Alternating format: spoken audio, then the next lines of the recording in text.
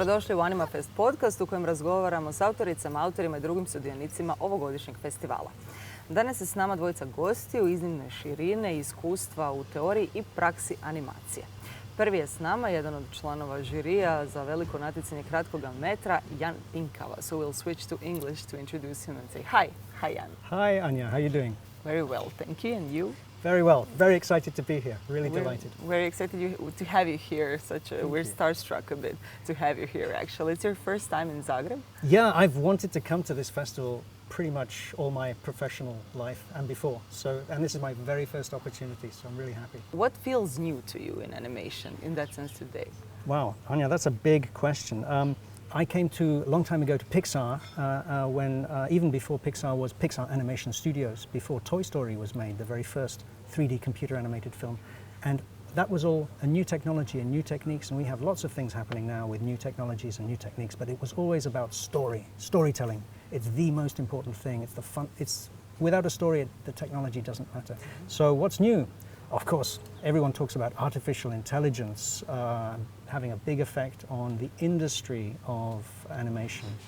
And people worry about this very powerful new technology having an effect on their careers and the creative process. People who don't have good ideas and who don't have good training in filmmaking, they can use the technology to make something that looks good, but is kind of not so great.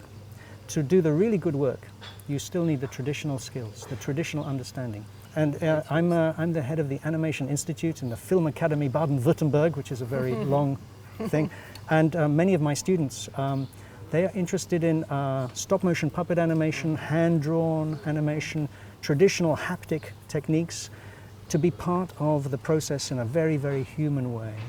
And they're actually pushing against technology a little bit. Yeah, we've seen that at Animafest also throughout the years.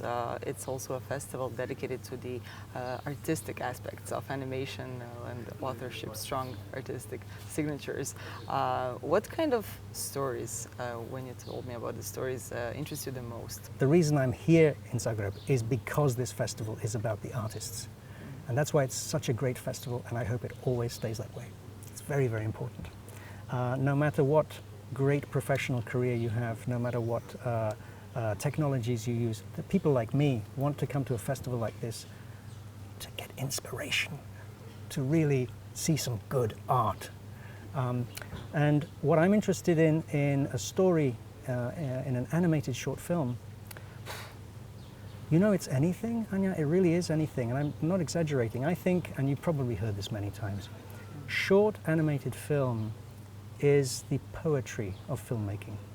Like poetry, you can do stupid, idiotic poems, or you can do deathless verse that will be with us forever, something that is really profound, and everything in between. And the great thing about film in general, and animated film especially, and short animated film especially, is it's a great way to say real things about human life that allow us to know each other better and to reach out and to remind ourselves we're not alone in the world. When you said that, you're one of the co-authors of one of the most famous animated films, Ratatouille, which is a story about an outsider. Yeah. So what draws you to that kind of topics and characters? Maybe is animation something interwoven with the outsider stereotype? I'm an émigré. I was born in Prague. I was raised in England because of the Soviet invasion of Czechoslovakia in 1968. I came to America 30 years ago. I've been many times transplanted. And so I have the benefit and the difficulty, like many people in the world, of coming to a new place, learning a new culture, seeing a new way of thinking, and feeling a little bit outside. And of course that's sometimes a benefit to an artist to see things from the outside more objectively or differently than within. So I do like stories about outsiders, but outsiders that want to be connected to everyone, not people who want to be, closed off. No. Is animation a universal language? What's your experience in those different cultural contexts? There are many things you can say in animation far better than live action film. And because often, especially in short form animation, people like to make no dialogue films that don't need to be translated, that are just some situation, some action. It's pictures we can all see. So it's to be telling a story through a visual medium. It's a very, very universal language. So I think it is a very direct form of art that everyone can appreciate. You're creating something for the audience to communicate. It's a means of communication. So I say to our students, remember, a film is not a film until it has been seen by an audience. You're creating something and putting it out into the world and looking forward to people interacting with it without you there. What's the last animated film that made you cry? Cry. It's not a new film. I actually just showed to our students, just actually last week, the great short film by Michael de Dr. Witt, Father and Daughter. I don't know if you know it. It's a beautiful story full of nostalgia for Michael's native Holland, of a girl growing up without her father. And that film is so well made, so beautifully crafted in its storytelling, that I find it difficult as a 63-year-old man not to cry every time I see it. And laughed? Laughed. I was watching again a lovely old film, the first film that was famous by Konstantin Bronzit, a Russian animator. And it's a film he made at Folimage in France long, long time ago, and it was called Au bout du monde, at the ends of the earth. And it's about a house on a hill like this, on a mountain. And it's full of perfect set-up and payoff humor. There's a man and a woman and a cow and a cat and a bird and these characters, and they're all doing things that are sort of crazy, but they all make logical sense. But everything that happens in that film is a surprise, and everything about it is funny. It's a work of comedic genius, in my view. How difficult is it to be a part of a jury of such competition as this? It depends on how you get on with the other jury members. When I've been in juries before, there's a good way to disagree and there's a bad way to disagree. Disagreement is good. It's weird if you're all agreeing on the same thing. It feels a little uncomfortable.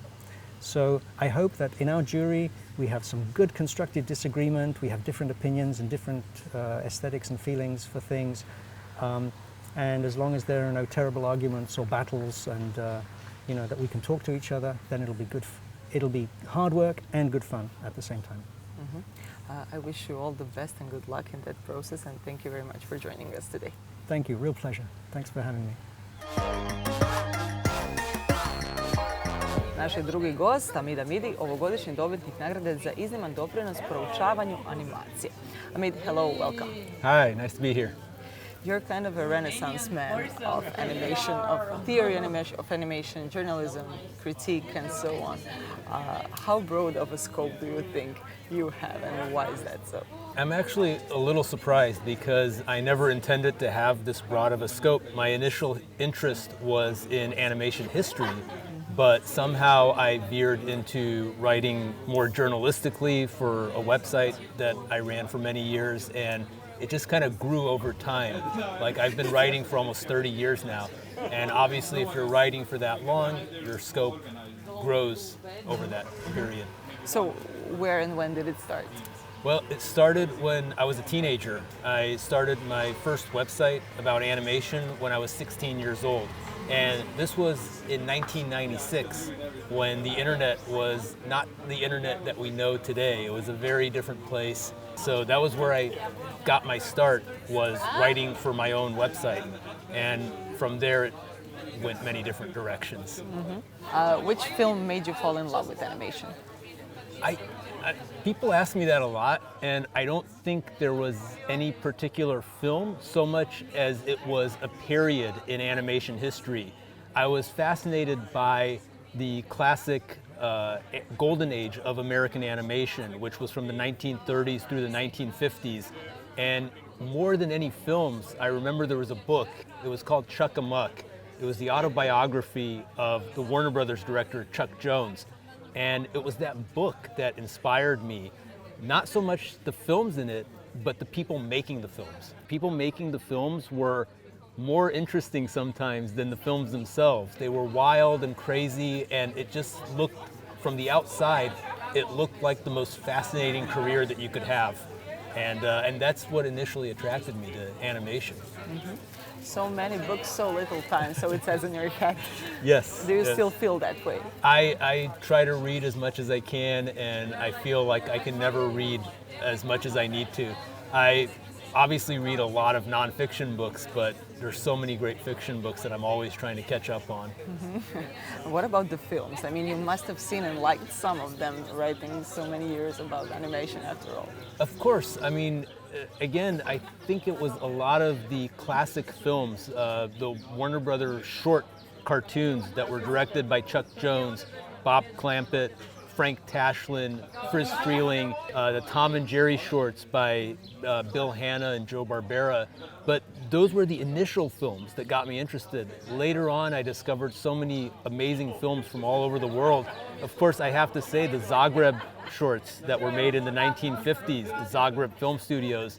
I discovered those films much later when I was in my early 20s, but those films were amazing for their creativity and ingenuity that you did not see those type of films in the West. And so the Eastern European animation is also a huge influence for me. And I can say that I've seen thousands and thousands of films, but there's still thousands that I haven't. And I still get excited when I discover a film that I've never seen or a filmmaker that I've never heard of. And it's just endless. And how has the world of animation changed in regards to technology development? Did it change the essence of animation or not? How do you see the storytelling changed? One of the big controversies today, which is on everybody's mind, is AI. How is AI going to change animation again?